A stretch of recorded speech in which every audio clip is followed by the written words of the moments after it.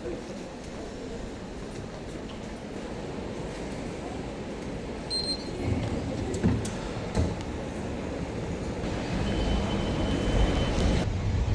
guys. So nandito tayo ngayon sa Metro C at papasok na naman tayo sa trabaho. Ay, buti na lang hindi natuloy yung sakit na nararamdaman ko kahapon. Diba sabi ko sa inyo, pakiramdam ko lalagnatin talaga ako. Pero buti na lang umokay siya.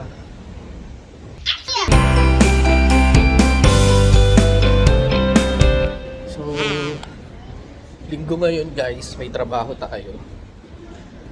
Pero okay lang dahil nakasamba naman na tayo kaninang umaga.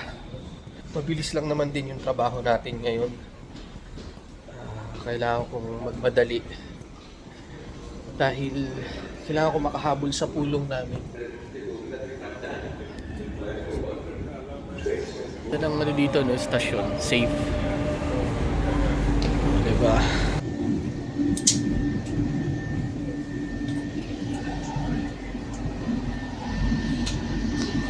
Bali itong train na to guys, wala tong driver.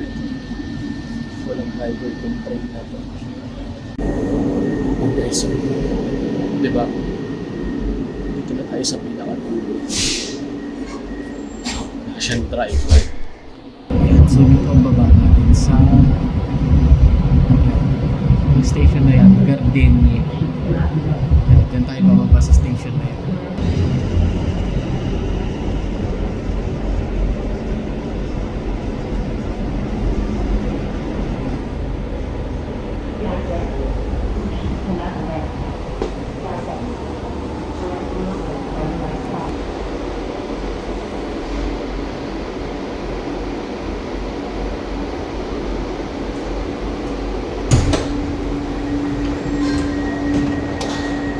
Yun o, diba?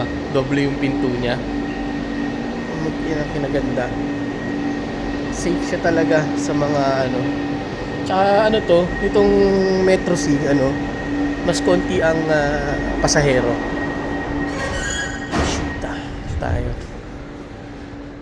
Wow, walang escalator. Ang taas nito. Good luck. Grabe oh. Wala man lang akong kasama rito umaakyat. Adi, taas. Mali ako nang nalabasan. Dito ako napadaan sa walang escalator. Sa kabila meron eh. Exercise. Ayos lang.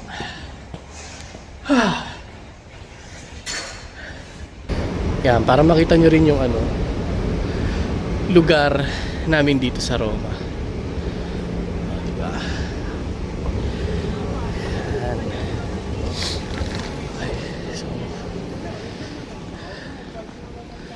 Ayan, so dito na tayo. Ayan, Gardenia. Okay, so punta muna tayo sa sa apartment.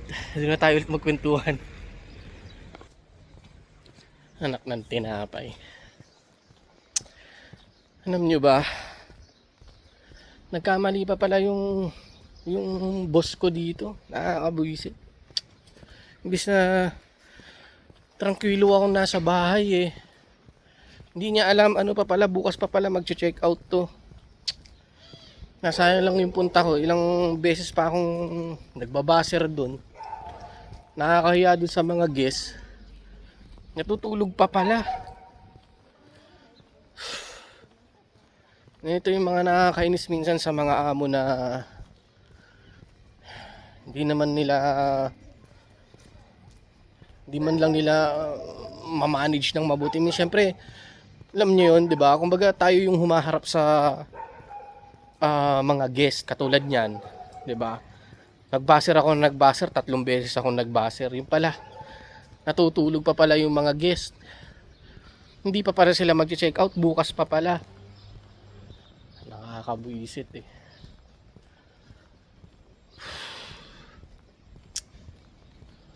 Inis. Sana lang yung punta natin guys. So Wala pala tayong trabaho ngayon. Pinapunta-punta pa ako dito. Pero magpapabayad ako sa kanya ng 1 oras. Bumiyahe ako eh. Hindi natin masyado isipin, mabubuwisit lang tayo. Kausapin ko na lang yung isa kong katrabaho at sasabihin ko yung nangyari. Yun guys, so natawagan ko na yung kasamahan ko sa trabaho. Tinawagan ko rin yung boss ko. Sinabi ko sa boss ko na ba't ganun. Sabi ko na pinabiyahe nyo ako, ganyan. Tapos pagdating ko dito, wala pala. Nakakahiya, sabi kong ganun na baser ako ng baser, tapos natutulog pa pala yung mga guest. Tapos pinauwi lang ako. Sabi ko hindi ko kasalanan yun. Sabi kong ganun sa kanya. Kaya dapat bayaran nyo ako kasi bumiyahe ako. Sumagot naman yung boss ko, hindi naman siya kumbaga hindi naman na siya nagdalawang salita. Sabi naman niya na sisi, sabi niya ganun babayaran ko yung araw mo ngayon, sabi niya. So okay na rin. Nakakaalis na rin ng bad trip.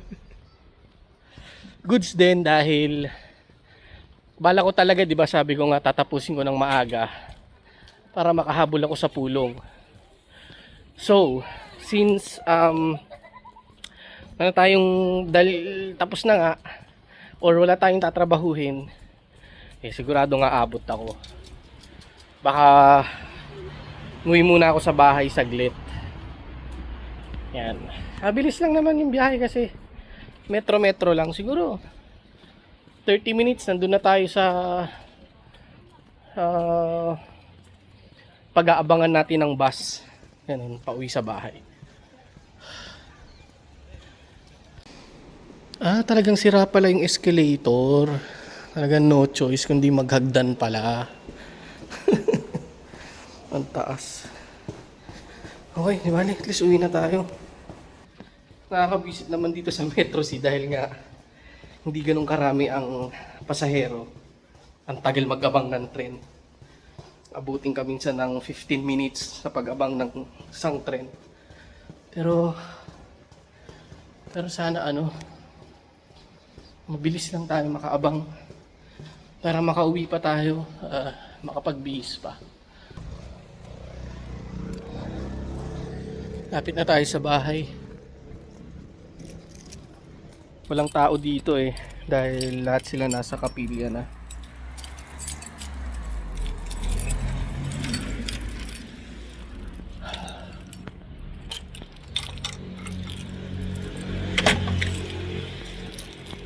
Ibay nung tanglad natin guys Tapos yung kalamansi natin, tignan nyo naman Ayan kita nyo. Diba? Lumaki rin yung bunga. Yan, so muna tayo. Tapos sususian din natin to guys. Dito sa Italy walang doorknob sa labas guys Kaya talagang pag galing ka sa labas, halos lahat ng pintuan dito sususian mo para makapasok ka sa loob kahit hindi nakalock yan kasi nga walang doorknob na pwedeng iikot.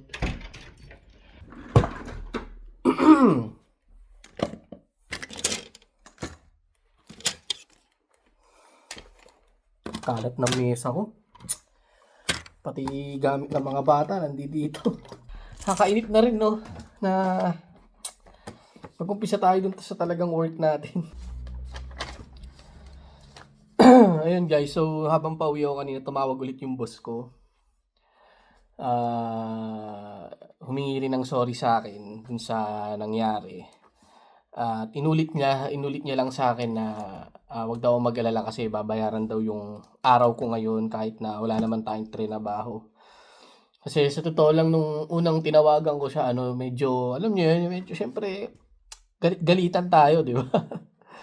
Kumbaga talagang binosesan ko ng medyo naiirita ako, parang gano'n. Sabi ko imbis na nasa bahay lang ako kasama yung pamilya ko. Sabi ko, gumising ako ng maaga para pumunta sa trabaho. Tapos, bumiyahe ng mahigit 1 oras. Tapos, pagdating ko dun, wala pala.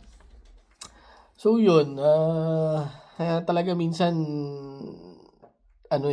kailangan mo rin i-impose sa boss mo na paminsan-minsan pag sila ang mali, kailangan ipakita mo rin na may paninindigan ka rin, 'di ba? Na hindi ka lang oo ng oo sa kanila, na hindi ka lang yes ng yes or si ng si, 'di ba? Minsan kasi pag naramdaman din ng mga amo mo na hindi magpapagulang tong taong 'to, may alam 'to, parang gano'n.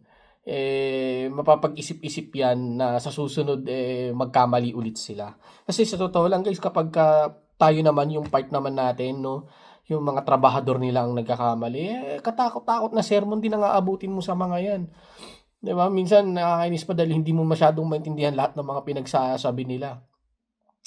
Kaya kapagka ganyan din 'no, yung sila yung nagkakamali, kailangan iparamdam mo rin sa kanila na, "Oh, teka lang boss, may mali ka dito," 'di ba, na hindi pupuwedeng ganito, hindi pupuwedeng ganyan, 'di ba? So yun, tumawag nga ulit sa'kin mamaya ta's kanina 'no, habang nasa biyahe tayo ta's nag-sorry nga ulit. Maulap na naman guys, mukhang uulan na naman. Sana wag lang ako abutan. Ang kotse kasi dala na ni Mia kaya ako magbabas lang ako. Alis na rin ako. Kasi para maasikaso ko rin yung mga bata.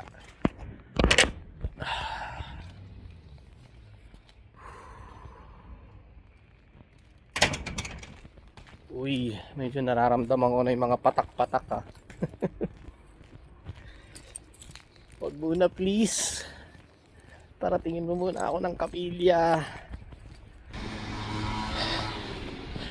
Yan, so malapit lang naman ang fermata dito sa amin. Yun ang kinaganda.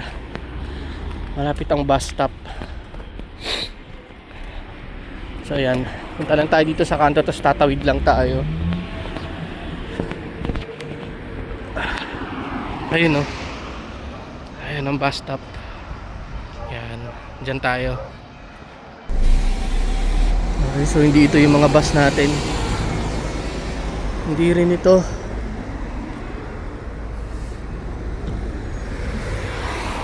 Kamo na uulan, Brad.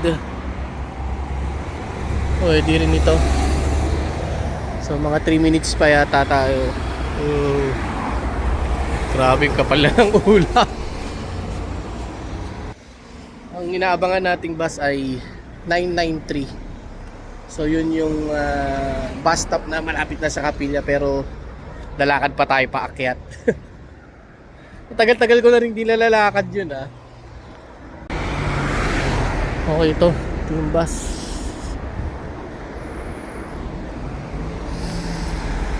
Okay, sakay tayo. Wow, dumi Yun, so nandito na naman tayo sa trabaho natin. Bali ngayong araw na to, meron tayong meron tayong 4 na apartment na lilinisin. So far, nakatapos na tayo ng 2 at may pupuntahan pa tayong 2 ulit. Yung isa dito lang din sa building na to, tapos yung isa medyo babiyahe lang tayo ng siguro mga about 15 minutes sa bus. And ayun, so matatapos na naman ang araw natin. Papahinga lang ako ng konti kasi maaga nating natapos tong mga to. Pakita ko sa inyo yung yung paligid dito, guys. Tignan nyo. Grabe Ang laki ng bakante, no? So yun, nakatapos na naman tayo, guys. Kahapon yung vlog ko kahapon nung Sunday, di ko na natapos. Kaya ito dudugtungan na lang natin, no. Bali, gusto ko kasing gusto ko subukan na at least every week magkaroon kami ng isa. So gagawin ko na lang kapag nakapag-video kami or nakapag-cover kami ng isang araw, ng maiksi. Tapos may mga susunod pang mga araw, dudugtungan na lang namin. Hanggang kita pa yung basura. Dudugtungan ko na lang. So siguro parang Ang lalabas is parang yung buhay namin ng buong linggo, parang ganun.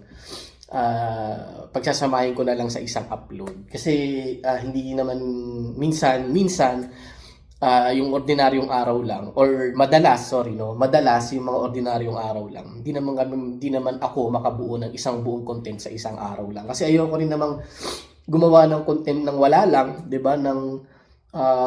Araw-araw same routine lang naman kami araw-araw, and ayoko naman na para ang nakikita nyo lang araw-araw ay paulit-ulit lang din, 'di ba? Kaya siguro ang gagawin ko na lang kapag may mga medyo iba kaming ginagawa, i-vlog namin for a week, no? Para naman di nakaka-bored panoorin yung vlog namin. Tapos siguro pag may isang araw na may event kaming pupuntahan or may medyo special day sa amin, yun siguro i-cover ko yung buong araw sa isang upload lang. Pero yung mga ordinary days natin, guys, siguro ganito lang. Weekly lang siguro tayo mag-upload. So hindi natin kaya yung ginagawa ng ibang mga vlogger, lalo na yung mga vlogger sa Canada, yung mga napapanood ko na talagang ang grabe, ang sisipag nun. Araw-araw talaga may content sila. Parang di sila nauubusan. Parang araw-araw may kwento sila, parang ganun. Pero ako parang hindi kumbaga, yun nga, tulad nga nasabi ko, parang araw-araw yung routine namin pare-pareho lang. Gising sa umaga, hatid yung mga bata, pasok sa trabaho, uuwi, susunduin yung mga bata, magluluto ng hapunan. Ganun lang yung ordinaryong araw namin. Bihira naman yung may mga lakad kaming inaasikaso or pinupuntahan. At kung meron man, siguro yun yung siguro yun na lang yung iba-vlog namin. Ngayon rin naman na araw-araw i-vlog tong work ko kasi parang feeling ko magiging paulit-ulit lang, 'di ba? So ginagawa ko minsan, pinapahapyawan ko lang, sinasama ko, pinapakita ko yung mga video, ganun, yung mga ginagawa ko. Ayun, and siguro minsan mag-upload din ako habang naglilinis ako ng isang buong apartment, kung paano ko siya nililinis. Para makita nyo, mapanood nyo rin kung paano ko siya ginagawa. So tatry kong gawin yun, pero siguro hindi ngayon. Try natin sa ibang mga araw. So yun guys, tapos na ako dito sa pangalawang apartment. Punta na tayo sa pangatlong apartment, guys. Pakita ko rin sa inyo yun mamaya. Okay, so tapos na tayo, guys. Natapos na natin yung tatlo rito. Bali, isa na lang. Mabilis lang to kasi ito, nandiyan pa yung guest. Tapos nagpadagdag lang sila ng extrang kama. So hindi naman natin nilinis, nagdagdag lang tayo ng extrang kama. So ito yung paligid ng, tingnan nyo itong building na to, guys, ang ganda. Okay, diba? Alam mo, university oh. Ganda. Tapos modern siya. Diba? Sa gitna ng ng pinaka building merong parang maliit na park. So itong building na to, kung saan may mga apartment, modern. Punta na tayo doon sa isa. Bale, siguro babaya tayo ng mga 15 minutes, pero matagal dyan kasi yung paghintayan ng bus So sibat na tayo, guys. Tapong ko lang itong basura. Malaki itong building oh. Guys, kita nyo. Laki. Tsaka maganda siya, in fairness. Kaso yung location, doon ako parang di ko masabi kung maganda ba yung location o hindi. Wait lang. Tapong ko sana kasya. Yun, kasya naman. Okay, yan yung basurahan dito, guys. Okay, so hindi ko lang masabi kung maganda yung location niya. Kasi yan, tingnan nyo, guys, oh. So dito sa street na to, or sa via na to, yan lang nag-iisang building. Tapos nasa pinakadulo pa. Tapos walang dumadaang bus dito. So lalakad ka hanggang dun sa pinaka main road. From dyan, lalabas ka dyan pag ganun. Dun, medyo malayo-layo. Lalakarin mo ng mga 10 minutes siguro. Pero patag naman, kaya ayos lang. Hanggang makarating ka sa main road, doon ka palang makakapag-abang ng bus or makakasakay ng bus. So Kung wala kang kotse dito guys, tapos nag-grocery ka, lakad malala ka dito guys, lalo na kapag mabigat ang spesa mo or mabigat ang groceries mo. Ayan o, diba? Tapos puro ang lawak ko, bakante siya. Ito soccer field. Ganda no? Soccer field. Ito matakbo, nagja-jogging. Ayan, bakante pa siya oh. Diba yun no? Nasa dulong-dulo siya nag-iisa. So siguro maganda siya kasi very private yung lugar, no? Kumbaga wala kang masyadong katabi, talagang kayo lang. Pero parang hindi rin siya ganun maganda kasi nga yun nga, wala kayong katabi. Para bang pag may nangyari, parang feeling ko kayo yung huling-huling masasagip kasi nga nasa dulo kayo. Tapos yun nga, wala na kayong ibang kapitbahay, ang lalayo na. O tingnan nyo, hanggang dito wala pa rin. Layo na natin dun sa building. Pero wala pa rin siyang katabi. Yan, dead end na yan guys eh. Yung dulo na yun, dead end na yun eh. So, ang susunod na mga building dito, pero hindi ko alam kung residential area. Itong mga katabi nila dito. Yan guys, so tingnan nyo. Oh, hindi rin residential yung pinakamalapit na building na nasa kanila. 'Di ba? Parang institute building to. Sports yata to, Sports Institute, parang gano'n. 'Di ba? Ewan ko lang doon, siguro doon mga bahay-bahay na. Hindi ako sure. Ayan, so mga 5 minutes na lakad pa guys. Yan guys, so dito na tayo sa may abangan ng bus. Sabi dun sa app guys, 11 minutes pa ako maghihintay. Sabi sa'yo, hindi na magpapatagal eh. So imbis na 15 minutes na biyahe lang eh, nadagdagan pa ng 11 minutes na paghihintay, diba? So yan ang sasakyan natin, yung number 544 na bus. So yan yung sasakyan natin. So abang-abang tayo. Parang dali lang sa kanila, no? Samantalang pag nag-umpisa ka ganyan. Ayun, so nanonood kasi kami ng guys, ng Winter Olympics yan. So dito kasi siya ginawa sa Italy, sa Milan. So ang host country is Italy. Ayun,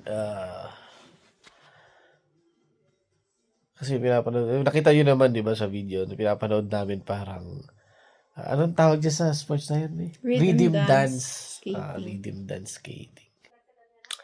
So yun, siguro dito ko na rin tatapusin yung vlog na ginawa ko for the past ilang araw ba yun? 3 araw yata yun.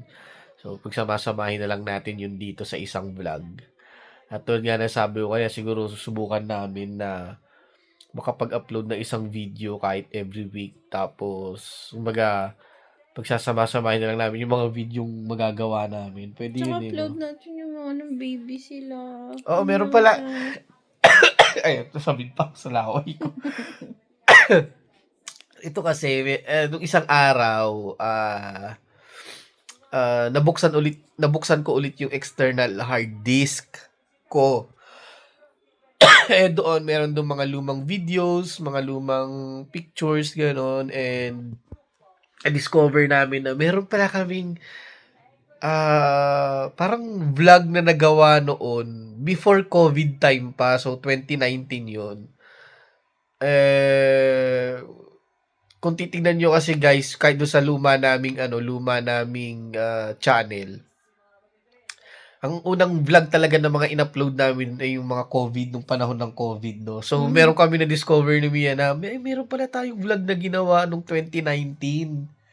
So, yung 2019 na yun, yung vlog na yun is about sa unang araw ni Seth sa school as kinder. Parang kinder 2 na siya noon. Last year niya sa kinder.